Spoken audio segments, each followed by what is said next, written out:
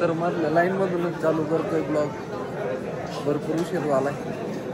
आता चाललोय दक्षिण रांगेत. तरी सकाळचे 4:15 झाले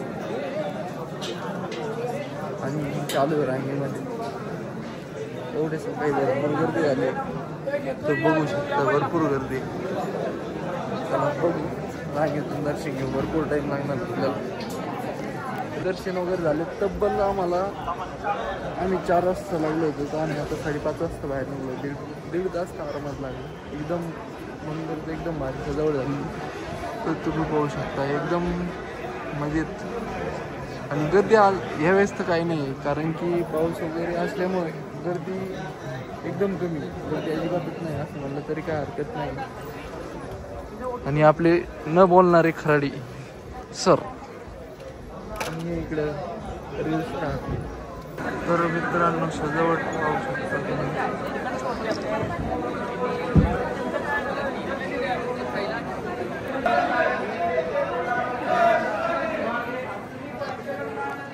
सजावट एकदम दर्शन एकदम गर्दी नसल्यामुळे चलो बघा. आता आम्ही कोल्हापूरमधून निघत आहे, कारण की आम्ही रात्री आम्हाला भरपूर उशीर झाला. त्यामुळे आपण काय ब्लॉगमध्ये चेकिंग करताना काही फुटेज घेतलेले नाही. आणि आपला ब्लॉग फक्त हे झाला आहे. तर आमचे सर रेडी झालेत. हे मामाश्री. सो चला आता नियोजन कसं होतं आहे बघू. गाडी गेल्यानंतर तसं काही परफेक्ट नियोजन नाही. आपलं मेन नियोजन फक्त कोल्हापूर देवी दर्शन होतं. तर आपण आता ते घेतलं आहे आणि आता चेकआउट करतो आहे. तर चला चेकआउट करून घेऊया एकदा आणि पहिले गाडीत बसू. मग काय नियोजन होतं ते बघू. पुढे जायचं कुठं नाही का direct home. So let's go. नियोजन हे चेंज होऊन आणि आला ज्योतिबाला. आणि गाडी चालवतात त्याच्यामुळे काय आपण ट्रान्सपोर्टचं आणि चालवताना काही शूट घेतलं नाही. बाकीचे खराडे सर काही बोलत नाही, त्याच्यामुळे त्यांच्याकडे काही मोबाईल दिला नाही. म्हणलं काही नाही, शे रस्त्याचेच व्हिडिओ काढत. कालच्या ब्लॉगमध्ये तुम्ही पाहिलंच असताना सगळे रस्त्याचेच व्हिडिओ आहे. त्याच्यामुळे मला जाऊन द्या. आता खराडे सरला काय त्रास द्यायचा आहे का करायचं. यस, काही बोलत नाही काही नाही. इकडं लय बोलत आहेत ते ऑफ कॅमेरा, पण इन कॅमेरा काय बोलत नाही. चला दर्शन घेऊ. आज काय एवढी गर्दी वाटत नाही. म्हणजे सकाळ सकाळ किती वाजली तरी 7 वाजलेत. आत्ता 7 वाजल्यामुळं एवढी काय गर्दी नाही. तर हे गेट व्हिडिओमध्ये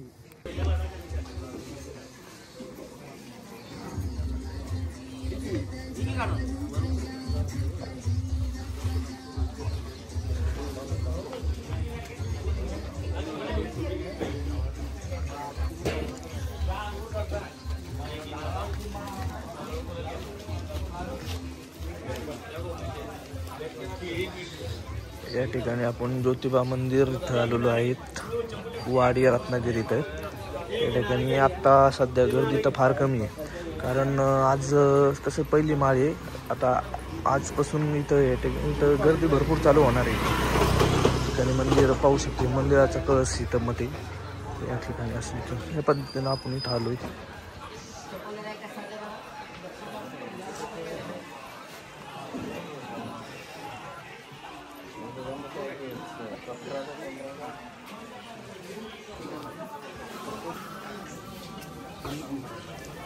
या ठिकाणी आपण आलेलो आहे ज्योतिबा मंदिर आहे इथं.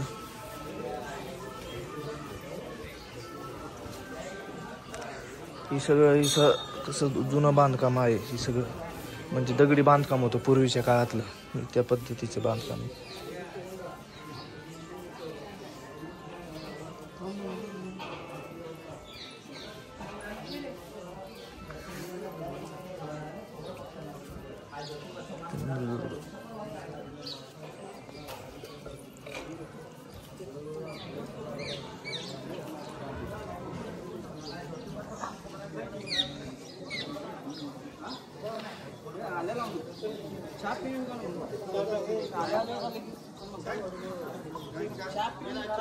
ज्योतिबाला दख्खनचा राजा असं एक नाव आहे.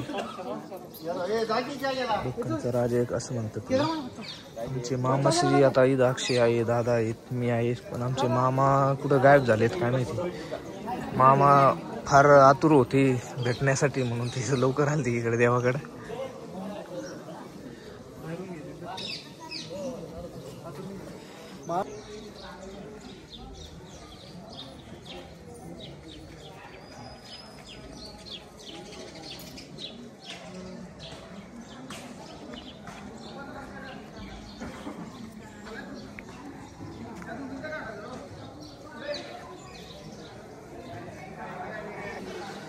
एस्तेवाडी रत्नागिरी हे कोल्हापूर जिल्ह्यातील एक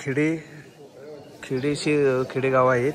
जे दख्खनचा राजा म्हणून प्रसिद्ध असलेले श्री ज्योतिबाचे मंदिराकडे ज्योतिबा डोंगर म्हणून ओळखले जाते. हा डोंगर डोंगराच्या समूहामध्ये आहे आणि ह्या ठिकाणी केदारलिंग, केदारेश्वर, लांबलिंग आणि चरपटाश किंवा चोपटाची यासारखी इतर प्राचीन मंदिरे देखील दिसून येतात. हे अशा ठिकाणी ज्योतिबाचं मंदिर म्हणून ह्या ठिकाणी दख्खनचा राजा ज्योतिबा असे म्हणून ओळखले जाते. हे एक कोल्हापूर जिल्ह्यातील छोटेसे वाडी रत्नागिरी म्हणून या ठिकाणी गाव आहे. इथं आपण या ठिकाणी पाहू शकतो. म्हणजे थोडं व्हिडिओ काही काढले नाही, यांचं चाललंय फोटो काढायचं काम. तर चला आता जेवायला थांबलो तर जेवण वगैरे झालेत आणि निघालोय पुढच्या प्रवासाला, परतीचा प्रवास. हा, ईश्वर शरणी अर्पण करून आपण पुढं काय पुढील प्रवासात आरंभ प्रारंभ करीत आहोत. आरंभ